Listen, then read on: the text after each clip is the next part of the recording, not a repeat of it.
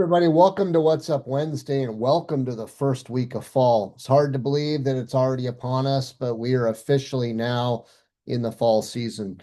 I know for those of you who might be in the southern part of the United States, it might still be warm, it might still be hot. In the northern part of the country, we're starting to see cooler mornings, we're starting to see dew, the leaves are turning and beginning to fall, and we can definitely see the season changing on us. So as we start to enter this fall season, which will be followed very close behind by winter, let's kind of think of some things that we should be watching out for.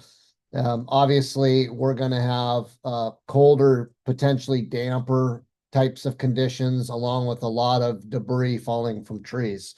We're going to have tree pollen that's going to be falling, and all of these things can add up to slippery surfaces. I know in certain parts of the country, there will be frost very soon. It may be a little while till we see it in Seattle, but for much of the northern part of the country, there are going to be some mornings where there's frost on the ground, maybe some ice, some slippery conditions. So it's really important that we kind of think about all of these things and educate our people to be careful as they're leaving the house, be careful as they're entering the workplace and the job site, watching for slippery pathways.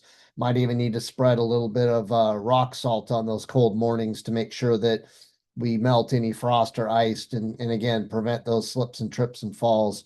And speaking of slips, trips, and falls, in the construction industry specifically, falls are still the number one cause of death in the workplace. It's a really good idea that as we kind of review and go through some of the safety campaigns that are coming out this month, that we review our fall protection equipment inspection logs, make sure our harnesses are inspected and documented, make sure that we're, looking at our self-retracting lifelines, making sure they're functioning properly, checking our anchorage devices, checking our connectors, our lanyards, etc.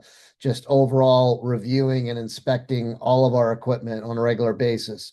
Good idea to take a look at those hard hats and find out whether or not they're within that 5-year service period. Is it time to replace them now?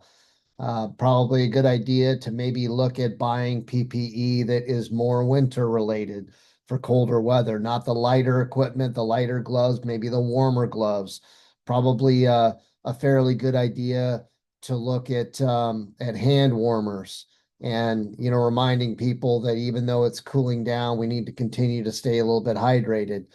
We want to inspect our ladders, make sure they're clean. There isn't debris on our ladders and mud from the wetter conditions that are going to result in slips and trips and falls. So all some things that, that we should be thinking about and considering. It's a really good idea to reemphasize all of that stuff. Check our equipment inspection logs, begin to start setting some of our goals for 2026 related to health and safety, and just kind of get ahead of the season. Before we know it, Thanksgiving's going to be here. And then right on top of that or behind that is going to be Christmas. So it's going to get really busy for us as we round our way into the new year. So think about those things.